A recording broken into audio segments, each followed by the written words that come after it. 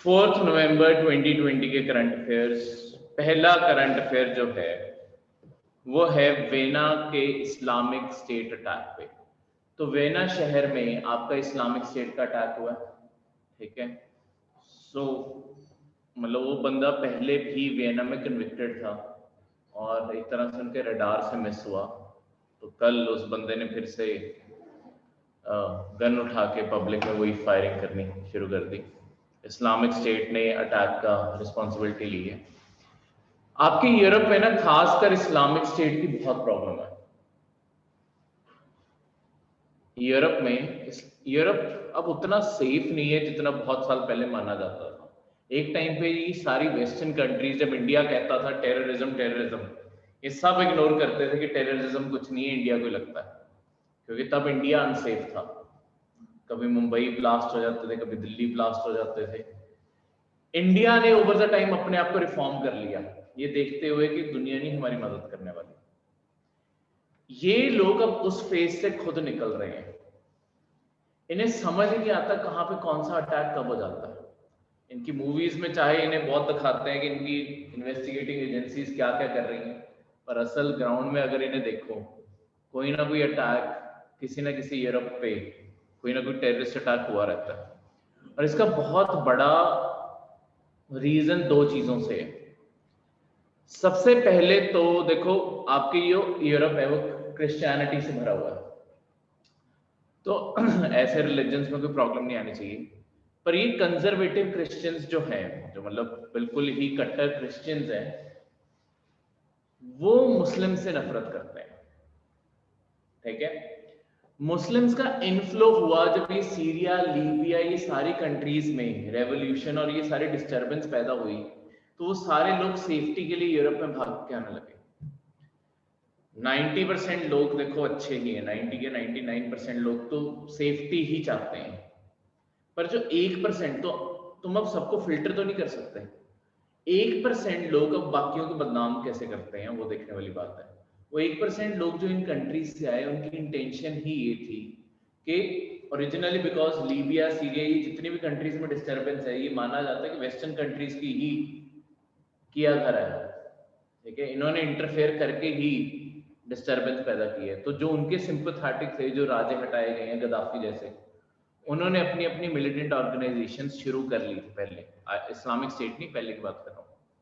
तो उन्होंने अपने रिक्रूट्स को यहाँ भेजना शुरू किया।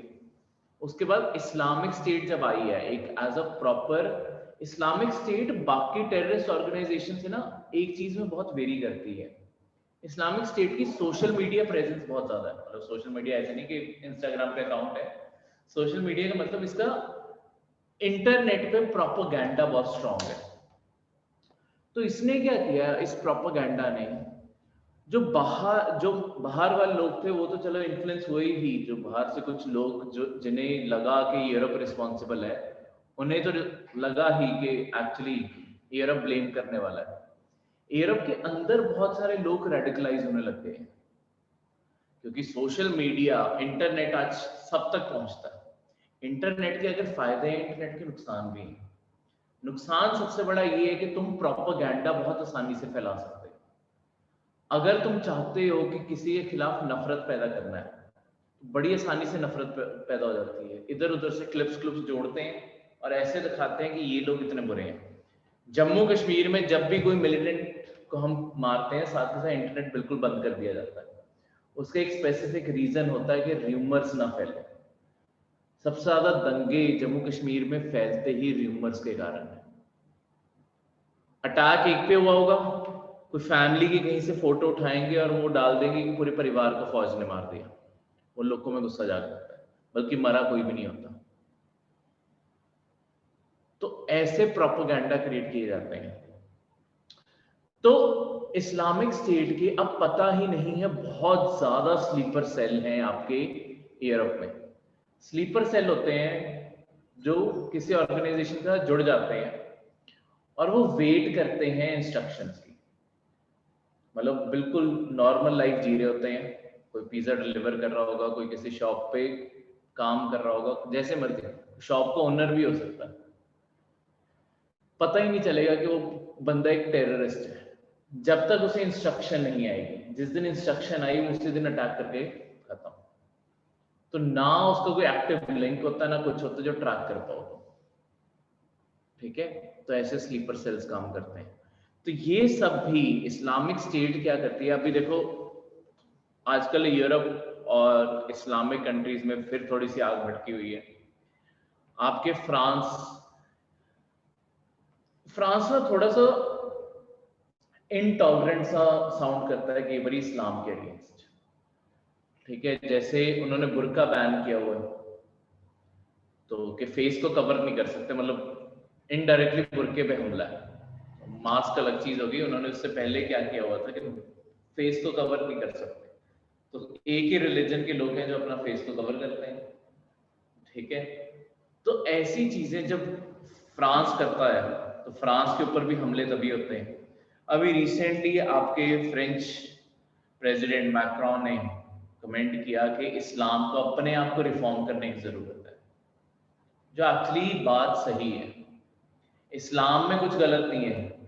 ठीक है, रिफॉर्म करने का मतलब है जो लोग गलत टीचिंग दे रहे हैं इस्लाम की, ठीक है, जो मिलिटेंसी फैला रहे हैं। देखो, एक हर मुस्लिम कभी भी टेररिस्ट नहीं होता। ये जो कॉमन माइंडसेट वेस्टर्न मीडिया ने बनाया ना, ये बहुत ही गलत बनाया।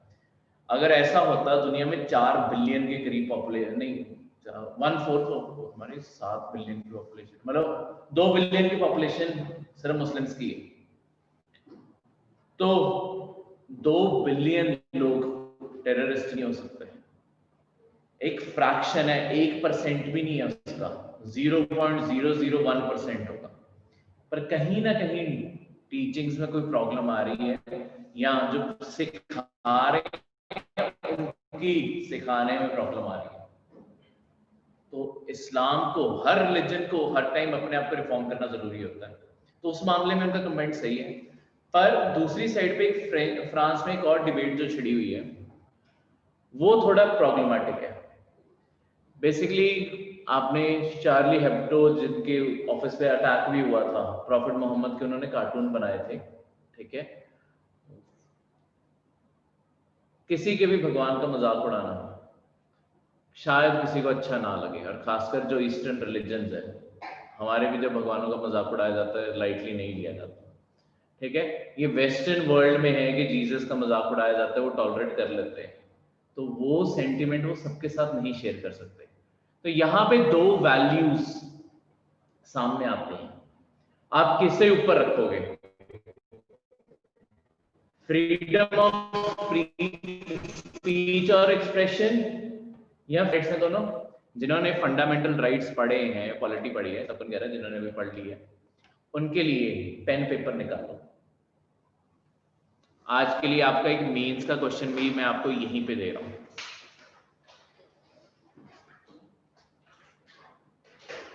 हाँ जी, ऑनलाइन भी सब पेन पेपर निकाल लो और ये लिखो, एक मेंस का क्वेश्चन लिखो।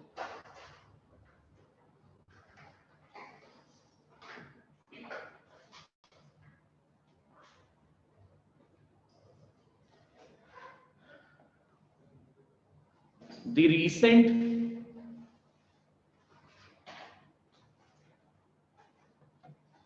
debate over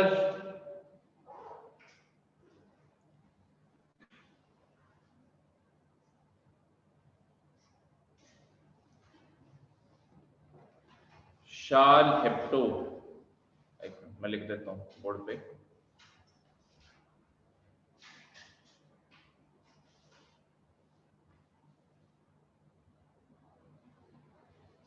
हेप्टो,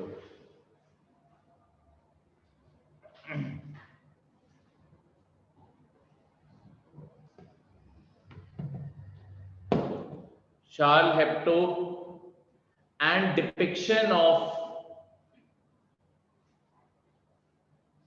depiction of gods in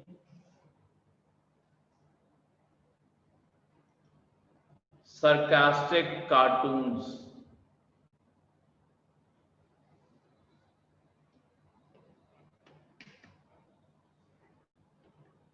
यहाँ तक मुझे पढ़ के बताना question.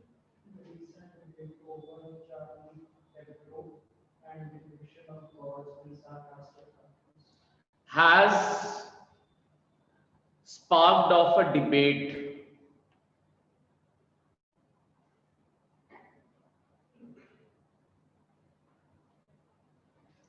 of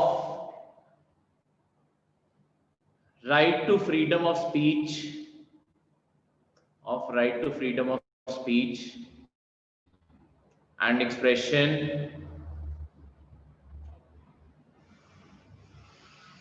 over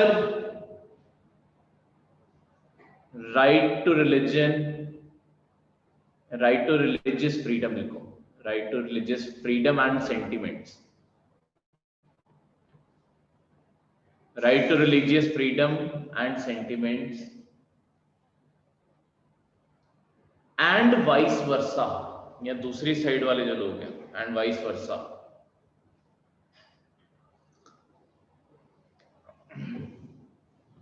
Full stop.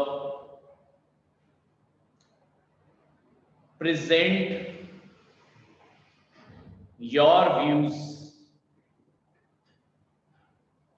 over this issue. ये लिखना है 200 वर्ड में।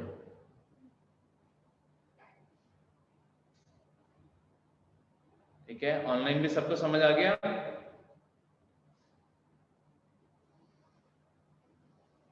हाँ जी, किसी को ना समझ आया हो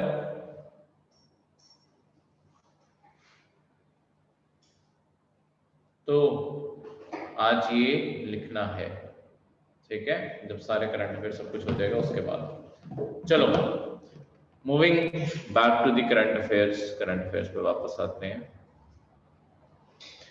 तो इससे जो हमारे प्रीलिम्स के अगर करंट अफेयर्स देखें, उसके लिए जो हमारे लिए इंपॉर्टेंट है, हम आज यूरोप का मैप स्टडी कर जाएंगे ऊपर से।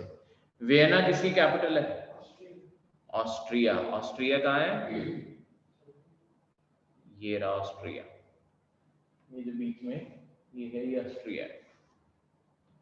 ठीक है, ऑस्ट्रिया, वियना उसकी कैपिटल है जहां पे अटैक हुआ है। क्लियर है? उसके बाद बाकी अगर हम यूरोप को देखें, तो मैं थोड़ा और जूम कर देता हूँ, जूम करके पढ़ लेता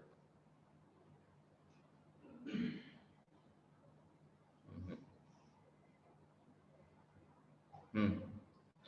देखो, जब हम रेफर करते हैं, टॉप से शुरू करते हैं यूरोप को पढ़ना, पहले तो आपको कहाँ पे ये व्हाइट सी, कहाँ पे बेरेंट सी, कहाँ पे नॉर्वेगियन सी, ये कहाँ कहाँ पढ़ते हैं आपको ये पता होना चाहिए। इसके बाद ये जो 3 कंट्रीज है ना, नॉर्वे, स्वीडन और फिनलैंड, जैसे इंडिया, नेपाल, भूटान कंट्रीज में हिमालयास पड़ते हैं, यहाँ पे भी एक माउंटेन रेंज पड़ती है जो यहाँ से शुरू होती है और इधर को ऊपर को ऐसे जाती है। ठीक है, तो इंडिया, नेपाल, भूटान, हम सारी कंट्रीज को एक साथ कहना हो तो हमें क्या कहेंगे? हम कौन से देश हैं? हमें इंडिया, नेपाल, भूटान को कहना हो, हमारे यहाँ पे कौन सी माउंटेन रेंज है? हिमालय। तो हम क्या पढ़े? Himalayan countries. ठीक है, तो यहाँ पे जो माउंटेन रेंज है वो कौन सी है? स्कैंडिनेवियन। ठीक है, स्कैंडिनेवियन माउंटेन्स। तो ये कंट्रीज कौन सी पड़ी?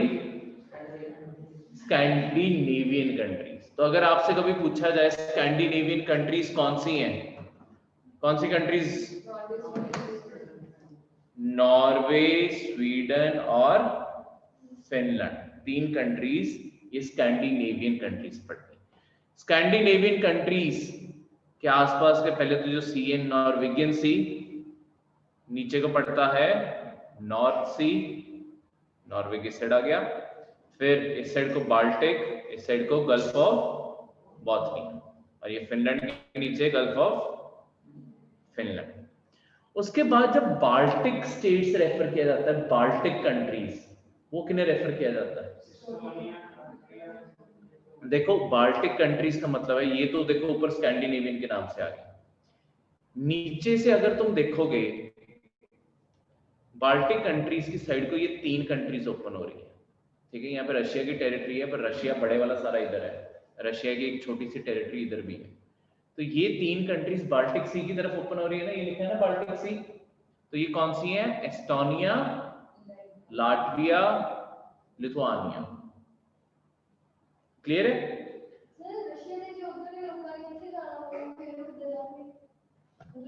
प्लेन से या शिप से, ये देखो यहाँ से शिप जा सकती है, ठीक है। समुद्र में थोड़ी बॉर्डर बनाओगे, पीसफुल पैसेज हर समुद्र में अलाउड होता है, तुम थ्रेट नहीं कर सकते, ऐसा नहीं है तुम वॉरशिप्स गन की कोस्ट की तरफ फेस करके जा रहे हैं। अगर वॉरशिप को भी निकलना होता है, गन सीधी होनी चाहिए, नीचे को मुंह कर रही हो, उसे कहते हैं कि वो वाइड शिपिंग हो रही है, कि सेफ पैसेज, ठीक है। तो ये ना, जो पहली बार यूरोप का मैप पढ़ रहे हैं या जिन्हें याद नहीं है, ये बार बार देखो, यूरोप में बहुत सारी छोटी छोटी कंट्रीज हैं, पर बार बार इन्हें देखी जाओगे ना, अपने आप याद होनी शुरू हो जाएगी। अब ये ऊपर वाले रिंग पे चलते हैं, पहले सारी कोस्टल कंट्रीज करते हैं। सर, हाँ जी सर, किसी क्वेश्चन में ऑप्शन है ना, और लिखा है कि डेनमार्क की स्कैंडिनेवियन कंट्रीज में इंक्लूड कर दिया, कहीं है क्या? तो डेनमार्क देखो स्कैंडिनेवियन में क्यों इंक्लूड कर देते हैं, क्योंकि इन सबकी ना पॉलिसीज और जो डेवलपमेंट स्टेट है वो इन सबकी सेम है, पर यहाँ पे स्कैंडिनेवियन माउंटेन नहीं पड़ते डेनमार्क। स्कैंडिनेवियन क्राइटेरिया में उसे इंक्लूड कर देते हैं। देखो स्कैंडिनेविया जो वर्ड है ना, वो एक बहुत ही स्पेसिफिक चीज से जोड़ा जाता है।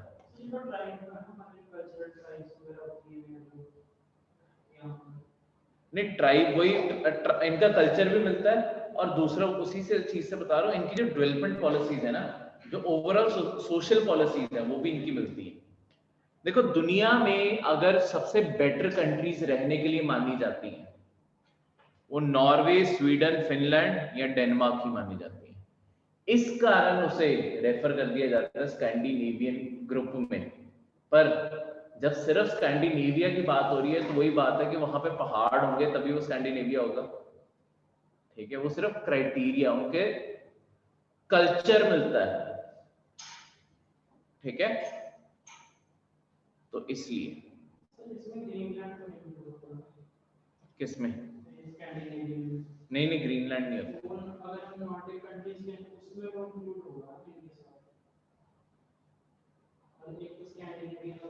हाँ,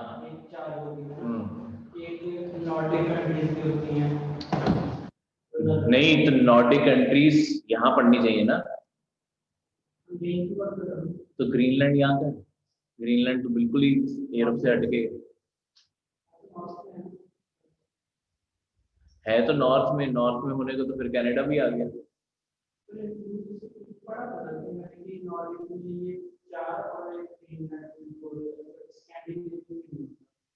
मैं दोबारा वो आपका कंसर्न देख लूंगा।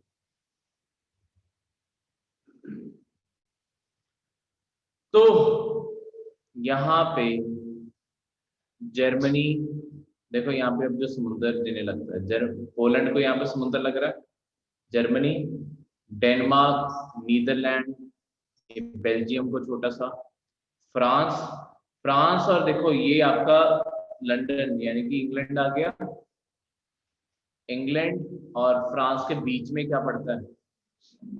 English channel. फ्रांस के इस साइड पे क्या पड़ता है? बे ऑफ बिस्के। ये आइसलैंड, और सॉरी आइसलैंड कह दिया, आयरलैंड, आइसलैंड तो ऊपर है, यहाँ छोटा सा देश इसमें आया है, आइसलैंड आया, ठीक है। जो आयरलैंड है, आयरलैंड के बिल्कुल नीचे कौन सा सी है? सेल्टिक सी, ठीक है। उसके बाद पोर्चुगल, ये नीचे देखो, ये अफ्रीकन कॉन्टिनेंट आ गया नीचे, ये मोरक्को, ये जो हाईलाइट नहीं हुआ हुआ ग्रे में है, ये अफ्रीका है। यहाँ पे देखो ये एक नैरो सा पैसेज है ना जो मेडिटेरेनियन सी को, इस साइड पे कौन सा समुद्र पड़ता है, ये वाला बड़े वाला Atlantic sea, Atlantic Ocean sorry, Mediterranean Sea से अटलांटिक ओशन की तरफ जाना है। तो यहाँ पे ये जो छोटा सा कॉरिडोर आया, नैरो सी लैंड दिख रहा है ना, दोनों साइड जमीन आ गई, छोटा सा यहाँ बीच में पानी की बॉडी छोटी सी है ना, तो इसे क्या बोलते हैं? स्ट्रेट। स्ट्रेट कौन सा? जिब्राल्टर। यहाँ पे शहर पड़ता है आपका जिब्राल्टर का। तो आपको पूछा जा सकता है मेडिटेरेनियन सी से होना पड़ेगा, तो ये नैरो सी जगह जहां पे नैरो वाटर बॉडी बन जाती है ना, उसके लिए वर्ड यूज करते हैं स्ट्रेट। कौन सा? जिब्राल्टर। ठीक है, आप अपने मैप में भी देख पाए। क्लियर? इसमें नहीं बना हुआ, मतलब आपके एटलस में आपको दिख जाएगा। हाँ जी जशन। सर ये स्पेन में है ना सिटी? स्पेन में है, पर ये सिटी का कंट्रोल स्पेन के पास है। इस सिटी जिब्राल्टर शहर का कंट्रोल यूके के ऊपर है। आप अपनी एटलस हाथ में अगर खोल लेंगे, उसमें यूरोप का मैप खोल लोगे, उसमें और ज्यादा डिटेल्ड है इस मैप से ज्यादा। वहां पे आपके जिब्राल्टर शहर लिखा होगा डॉट डाल के यहाँ पे, और जिब्राल्टर के ब्रैकेट में लिखा होगा यूके। ये ना जो स्टेट सर्विसेज होते हैं ना, वहां पे ऐसे क्वेश्चन बन जाते हैं पीसीएस एचएएस में कि यूपीपीएस जो भी, मतलब कोई भी स्टेट सर्विसेज इंडिया के, उनमें ऐसे क्वेश्चन बन जाते हैं कि जो जिब्राल्टर शहर है वो किसके कंट्रोल में है। तो जिन्होंने मैप स्टडी भी किया होगा, या रफली ये फोटो याद है कि अच्छा मोरक्को और स्पेन के बीच में पड़ता है कहीं पे जिब्राल्टर, वो यहाँ तो मोरक्को, लेस्बोस उसे ये भी नहीं पता, वो यहाँ स्पेन को टिक मार देंगे या मोरक्को। ठीक है कि किसी एक साइड ही पड़ता होगा शहर, पड़ता स्पेन की साइड है, पर स्पेन का भी कंट्रोल नहीं है उस शहर के ऊपर। किसका कंट्रोल है? यूके, यूनाइटेड किंगडम्स का कंट्रोल है उसके। हाँ जी, वो इसके बिल्कुल दूसरी साइड वो स्पेन के कंट्रोल। ये दोनों साइड मतलब अफ्रीकन कंट्री के तो कंट्रोल में कुछ भी नहीं है, एक साइड पे स्पेन है और एक साइड पे यूके। ये वर्ल्ड वॉर 2 से, वर्ल्ड वॉर एक्चुअली 1 से भी पहले ये स्टेटस को मेंटेन किया, और वर्ल्ड वॉर 2 के बाद भी इसे ऐसे ही रहने दिया, क्योंकि मेडिटेरेनियन सी के ऊपर जिसका कंट्रोल होता है, उसके पास ये जो इजिप्ट से सारा रास्ता जाना है, उसके पास सारा कंट्रोल है। मेडिटेरेनियन सी बंद करने का रास्ता ये है। तो आपकी यूके की प्रेजेंस दो जगह पे खास है, एक पास और एक यहाँ पे जो आपका जहाँ पे इजिप्ट से हम सुएज कैनाल है जो आपका, वहां पे एक पोर्ट पड़ता है। सही, ठीक है, तो पोर्ट साइड के नाम से पड़ा होगा वो, कोई बात नहीं, मैप वर्क में सब कुछ आएगा, अभी फिलहाल करंट अफेयर्स के अकॉर्डिंग। तो ऐसी ही सारी कंट्रीज को आपने रीड कर, ठीक है, ऐसे ही आपको ये सारी कंट्रीज याद हो जानी चाहिए। ठीक है, टर्की आपके यूरोप में नहीं पड़ता, ये चाहे इसे हाईलाइट किया हुआ इन सारी कंट्रीज को, ये आपकी यूरोप का पार्ट नहीं, सिर्फ टर्की का इतना हिस्सा यूरोप का पार्ट है। ये नीचे वाला एशिया, इधर से एशिया से जुड़ता है आपका यूरोप, और यूरोप के नीचे अफ्रीका पड़ जाता है, अफ्रीका के देश आ गए। ठीक है, क्लियर है? तो मूविंग अहेड, अगला करंट अफेयर, अगला करंट अफेयर है पार्डनिंग पावर ऑफ गवर्नर के बारे में। तो बेसिकली आपके राजीव गांधी जो असैसिनेशन हुई थी, सुप्रीम कोर्ट ने बोला है कि अगर जो लोग अरेस्ट किए हुए हैं पूरी कॉन्स्पिरेसी के लिए, जो अल्टीमेटली राजीव गांधी की डेथ हुई जिसके कारण, तमिलनाडु का गवर्नर अगर उन्हें पार्डन करना चाहता है, ठीक है, वो कर सकता है। तो पावर दी गई है, ठीक है, क्योंकि तमिलनाडु में अटैक हुआ था ना, राजीव गांधी जी की डेथ कहाँ हुई थी, कैसे हुई थी? ह्यूमन बॉम्ब से।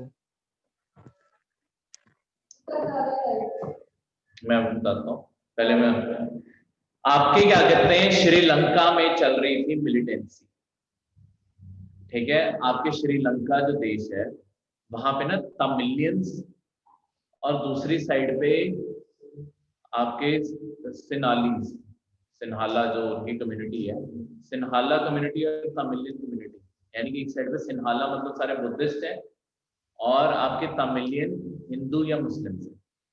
इनमें ना सिविल वॉर छिड़ गई थी। सिविल वॉर क्या होती है?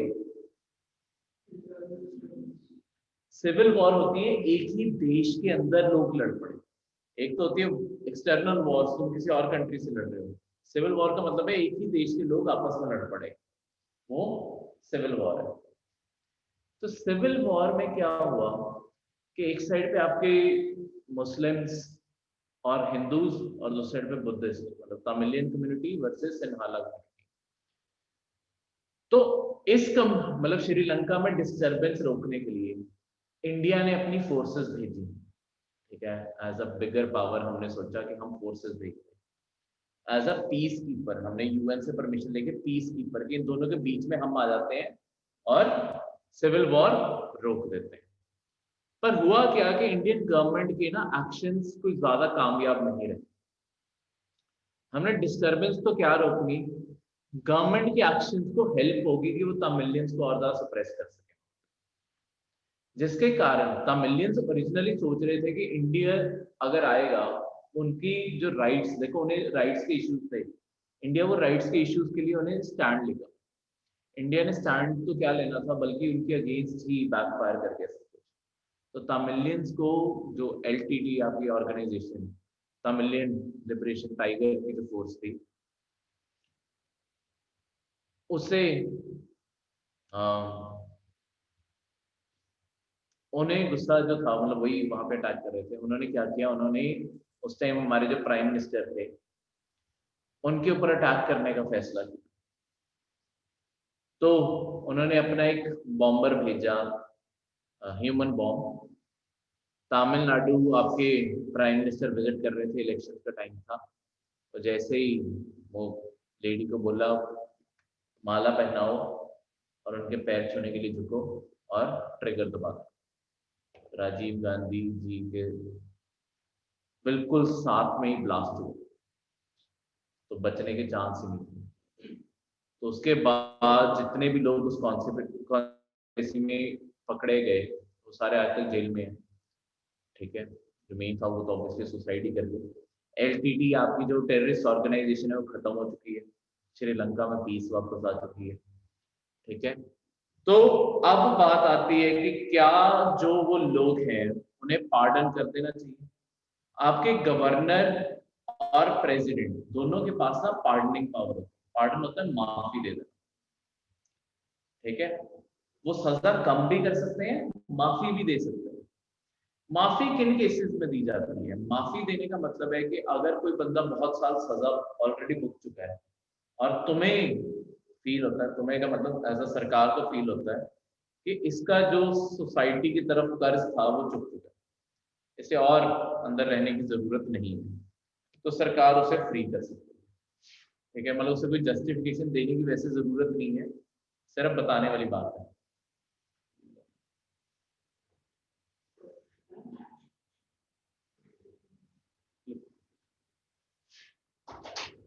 ठीक है, तो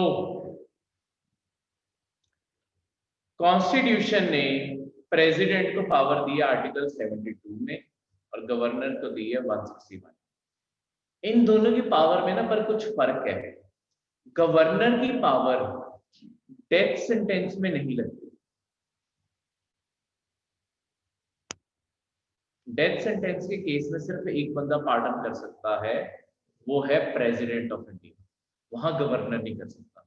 पर ये लोग डेथ सेंटेंस में नहीं थे, ये बस जेल में थे, इन्हें उसका सेंटेंस मिला हुआ था, तो गवर्नर के अंडर आनी चाहिए थी पावर। तो इतने साल से कंट्रोवर्सी क्या थी? बेसिकली कंट्रोवर्सी ये थी कि आपके प्राइम मिनिस्टर को जिन लोगों ने कॉन्स्पिरेसी से मारा है, तो उन्हें फ्री कैसे कर सकते हैं? तो खैर अभी भी ये बात चल रही है, फ्री किया नहीं है, पर आपकी तमिलनाडु की गवर्नमेंट इंटरेस्टेड है इन्हें फ्री करने में, उनके अपने खुद के रीजंस।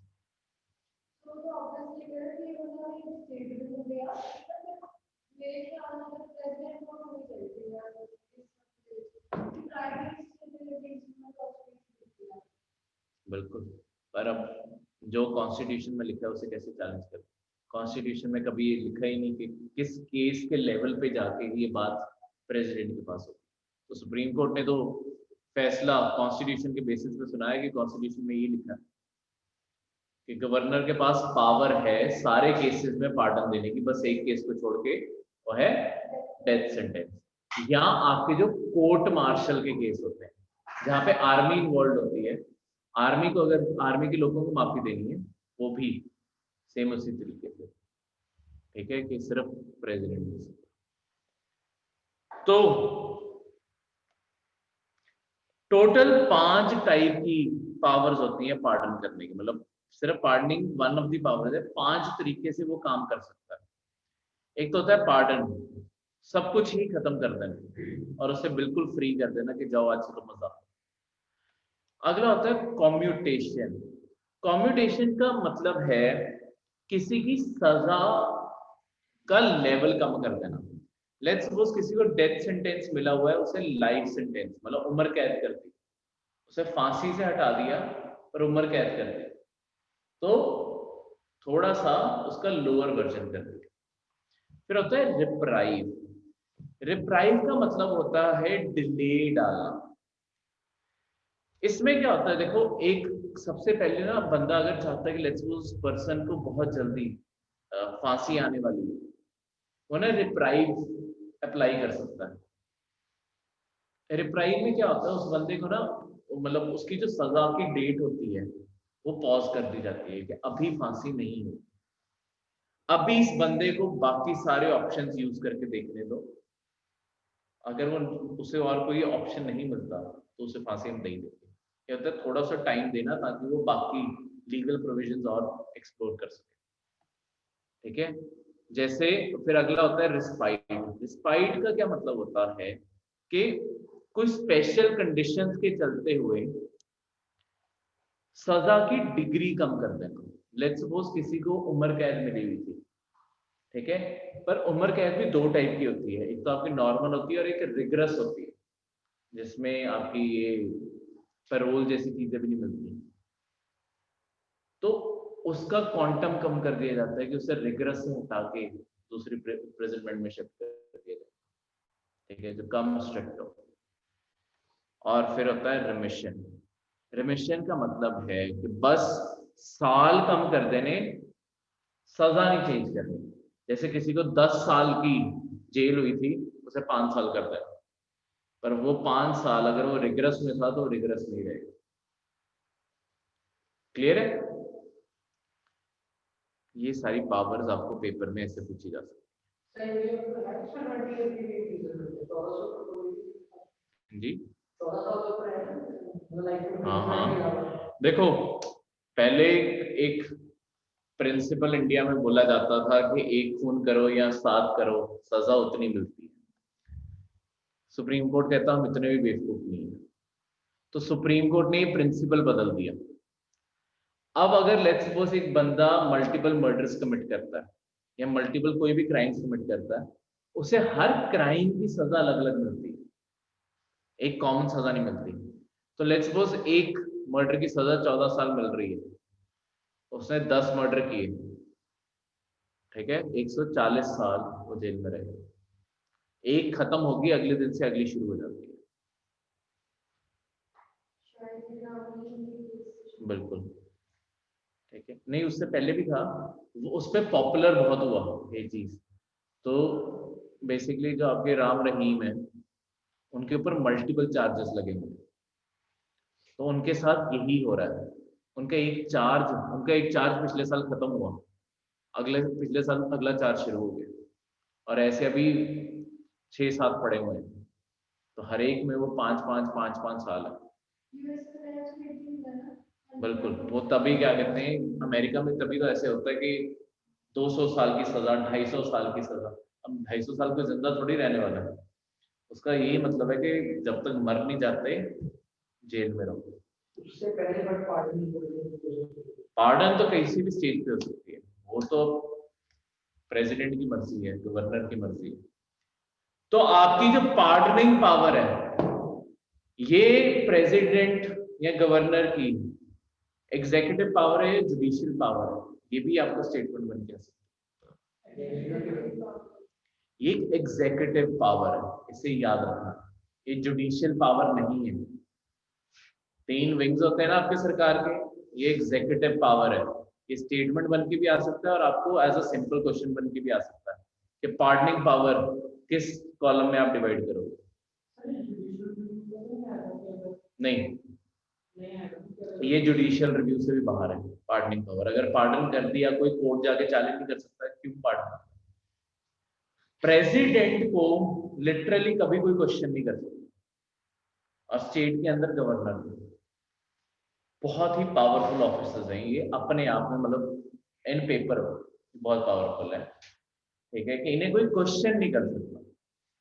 तो इनके खिलाफ कभी जुडिशियल रिव्यू नहीं होता। जुडिशियल रिव्यू सिर्फ अगर जहां पे होता भी है, जैसे नेशनल इमरजेंसी और वो सब कुछ, वो हमेशा एडवाइस पे होता है कि काउंसिल ऑफ मिनिस्टर ने क्या एडवाइस दी, उसके ऊपर जुडिशियल रिव्यू।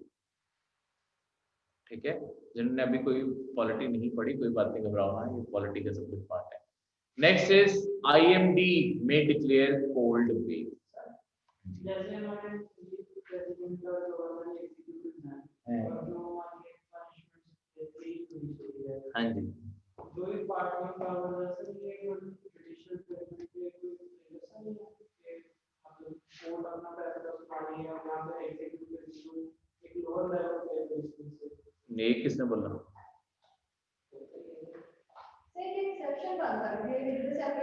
पहले मैं बता देता हूँ, ऑनलाइन भी सबको बता देता हूँ कि करण ने मुझे यहाँ पे बोला कि ये क्या है, जुडिशरी के ऊपर, जुडिशरी ने बिकॉज फैसला सुनाया है और एक एग्जीक्यूटिव अपने ऑफिस में बैठ के फैसला पलट रहा है, तो क्या ये सबसे पहले तो ये जुडिशरी के ऊपर अटैक नहीं है, ठीक है। और दूसरा जो आपका क्वेश्चन है कि क्या एग्जीक्यूटिव्स जुडिशरी के अंडर है,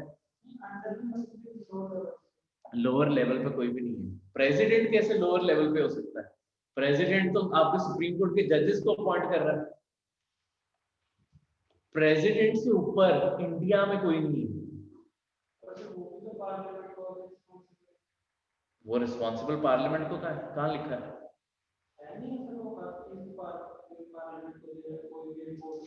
तो वो पढ़ना नहीं चाहता, बस वो तो इसलिए दे रहा है। कहाँ लिखा है कि वो रिस्पॉन्सिबिलिटी उसकी पार्लियामेंट को कहीं नहीं लिखी कॉन्स्टिट्यूशन में।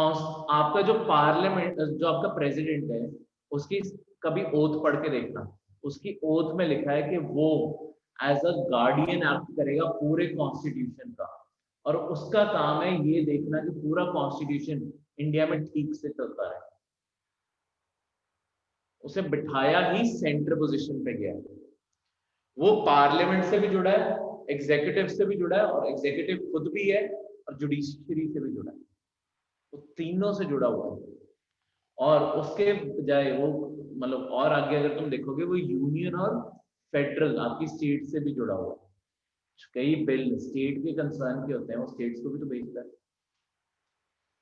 ठीक है। मतलब इसका ये मतलब तो नहीं कि स्टेट के वो कंट्रोल में है, ठीक है। जैसे अब अगर कोई स्टेट को डिवाइड करना है या 2 स्टेट्स को जोड़ना है, उन्हें वो बिल भेजता है ना वो, पर बाउंडेड तो नहीं है उनके डिसीजन से।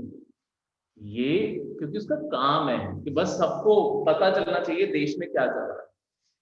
डेमोक्रेसी तभी एग्जिस्ट करती है जब सारे ऑर्गन्स बिल्कुल बराबर होते हैं और एक दूसरे के ऊपर चेक और बैलेंस का सिस्टम मेंटेन करते हैं। तो कोई किसी से ऊपर नहीं है, कोई किसी से नीचे नहीं है।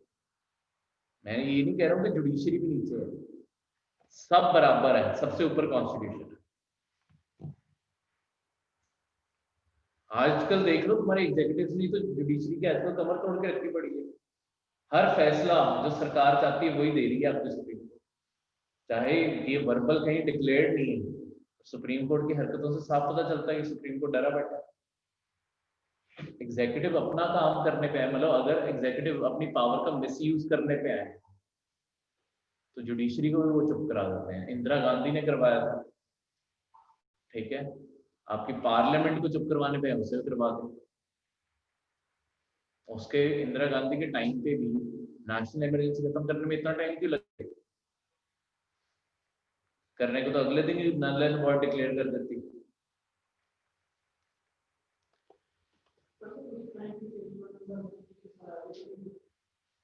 नहीं, केशव नंदा भारती के 1973 का है, इमरजेंसी 1977 की है।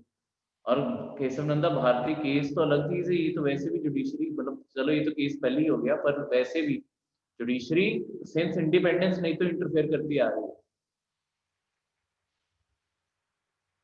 तो ये बैलेंस ऑफ पावर, चलो कोई बात नहीं, टाइम ना। हाँ जी,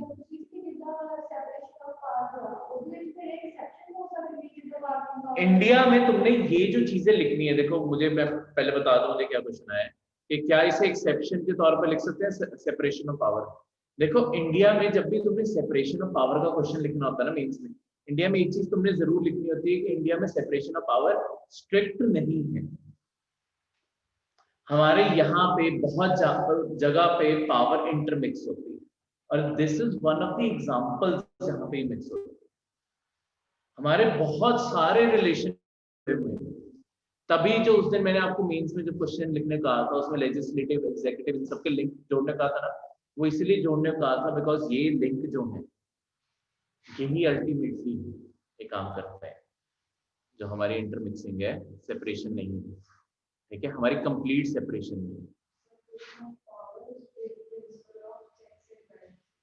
वो होना चाहिए, वो तो डेमोक्रेसी का प्रिंसिपल है, वो है तो है, पर स्ट्रिक्ट नहीं है।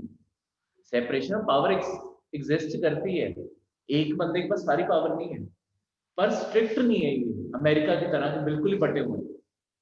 और तभी तो अमेरिका में वो तीनों ऑर्गन लड़ते रहते हैं एक दूसरे से, क्योंकि वो तीनों ही पावरफुल और तीनों ही एक दूसरे से बिल्कुल इंडिपेंडेंट करती है। किसी का दूसरी साइड पे कोई इंटरेस्ट ही नहीं है, हर कोई अपने मुताबिक काम करता है वहां पे।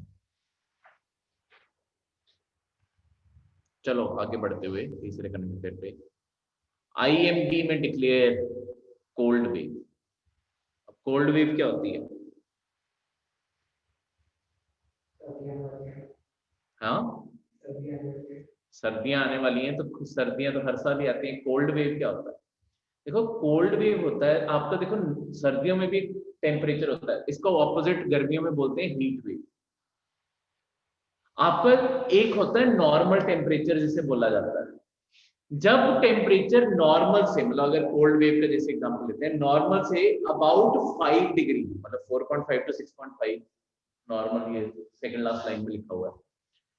अगर normal temperature say about 5 degree नीचे आ जाए, मतलब अगर आपके आज के लेट्स सपोज हर साल नवंबर के स्टार्टिंग के दिनों में अगर तुम लगा के चलो कि ओवर द टाइम जो एवरेज देखी गई, एवरेज में लेट्स सपोज 20 डिग्री टेम्परेचर होना चाहिए, पर वो 15 या 13 डिग्री रह रहा है, तो इसे कहेंगे कि ये कोल्ड वेव वाला, कि आम दिनों से ज्यादा ठंडे दिन। तो इस साल अगर आप में से अभी लोगों ने शॉपिंग करनी है विंटर की, तो विंटर इज कमिंग, विंटर जल्दी आ रही है इस बार, और इस बार ज्यादा ठंड मानी जा रही है। आईएमडी की प्रेडिक्शन है इस साल ज्यादा ठंड पड़ने वाली है, ठीक है, हम भी हीटर लगाएंगे। तो हाँ, तो इसे कोल्ड वेव कहते हैं। हीट वेव क्या होता है? जब नॉर्मल से 5 डिग्री या उससे ज्यादा टेम्परेचर ऊपर हो जाता है। जैसे अगर गर्मियों में लेट्स सपोज मई के महीने में 40 डिग्री टेम्परेचर रहना चाहिए, पर 45 47 डिग्री घूम रहा है, तो उसे कहेंगे हीट वेव। ये दोनों चीजें क्यों खासकर देखी जाती हैं? देखो ये ना ह्यूमन कंडीशन के लिए, और मैं तुम्हें बता दूं कि थोड़ा सा अपने आप को वार्म रखना। जब कोल्ड वेव होती है, बीमार भी जल्दी पड़ते हैं, जो कफ, कोल्ड, फीवर, ये सब कुछ होता है, ये ज्यादा होता है, ठीक है। और इसमें मतलब सबसे ज्यादा बड़ी जिन लोगों को प्रॉब्लम होती है उन लोगों को होती है जिनके पास प्रॉपर शेल्टर नहीं है, घर नहीं है। होता क्या है कि जब ये रात के टेम्परेचर ना बहुत ज्यादा ड्रॉप मारते हैं और बहुत ज्यादा डेथ्स होती है जब कोल्ड वेव आती है, हाइपोथर्मिया के कारण बॉडी का टेम्परेचर इतना गिर जाता है कि उनकी डेथ हो जाती है। ठीक है, तो इसे कोल्ड वेव कहते हैं। ऐसे ही हीट वेव होती है, हीट वेव में गर्मी हद से ज्यादा बढ़ जाती है। फिर होता क्या है, अलर्ट जारी होता है कि दोपहर को अगर अवॉइड किया जा सके बाहर मत जाओ। ठीक है, पर उसमें भी आम लोगों को तो बाहर काम करना पड़ता ही है, फिर उसके कारण भी डेथ होती है। मतलब एवरेज तो जो घट होवे कोल्ड वेव जे ज्यादा होवे हाँ जी, 5 degree 5 and above, about 5 and above. नहीं मतलब सारे कोल्ड पे हॉट दो ना ये 5 डिग्री। हाँ मतलब कोल्ड के लिए 5 डिग्री नीचे और हॉट के लिए 5 डिग्री नॉर्मल से ऊपर। अच्छा 5 डिग्री। ठीक है, तो यही चीज आगे समझाई हुई है, क्यों होती है कैसे होती है वही सब कुछ समझाया हुआ है। किसी को अब किसी भी करंट अफेयर में डाउट आज के?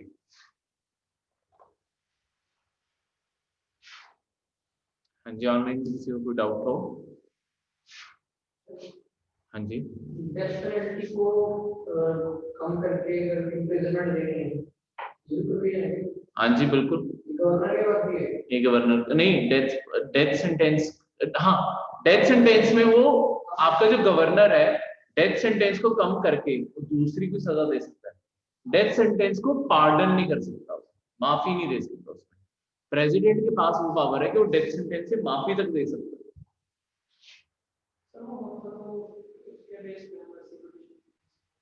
तो पिटीशन तो देनी पड़ेगी ना, ऐसा नहीं कि आज मैं प्रेसिडेंट हूँ, मेरा मन किया कि आज सुबह उठ के आज 4 लोगों को तो मैं माफी दे ही दूंगा। जाने का भी कोई प्रोसीजर होगा प्रेसिडेंट के पास, आपको भेजना जाने का प्रोसीजर होम मिनिस्ट्री के थ्रू होता है, मतलब होम मिनिस्ट्री को लेटर लिखते होते हैं, या फिर जेल में ही प्रोविजन होता है। ठीक है, वो होम मिनिस्ट्री के पास लेटर जाती है और प्रेसिडेंट को के सामने कोई पेश नहीं होता, वो बस आपकी लेटर जाती है और वो लेटर के बेसिस पे ही प्रेसिडेंट की मर्जी है, चाहे वो लेटर डस्टबिन में फेंक दे। उसके पास इतना टाइम होता है कि हर बैठना पड़ेगा। होम मिनिस्ट्री उसे रिकमेंडेशन भेजती है इसे माफ करना है या नहीं करना। ये पावर भी मतलब प्रेसिडेंट की नहीं है, वो काउंसिल ऑफ मिनिस्टर की रिकमेंडेशन पे काम करता है। अगर काउंसिल ऑफ मिनिस्टर बोलेगा कि पार्डन कर दो, ऐसे ही गवर्नर, मैंने आपको बताया ना तमिलनाडु की सरकार फ्री उसे करना चाहती है, तो तमिलनाडु की सरकार अगर बोलेगी तो तमिलनाडु के गवर्नर साइन करते हैं।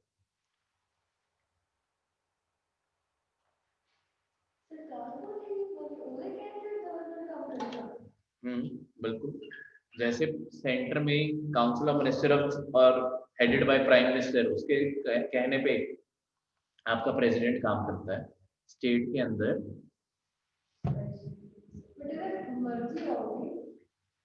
ये डिस्क्रिशनरी पावर नहीं है, यहाँ पे उनके एडवाइस पे वो काम करता है। यहाँ पे लिख भी दिया मैंने, ये लिखा मैंने, लिखा है या नहीं लिखा, आपकी बुक्स में लिखा हुआ नहीं। ठीक है, तो किसी और को कोई डाउट? ऑनलाइन भी किसी को कोई डाउट हो? नहीं, ये थे आपके आज के करंट।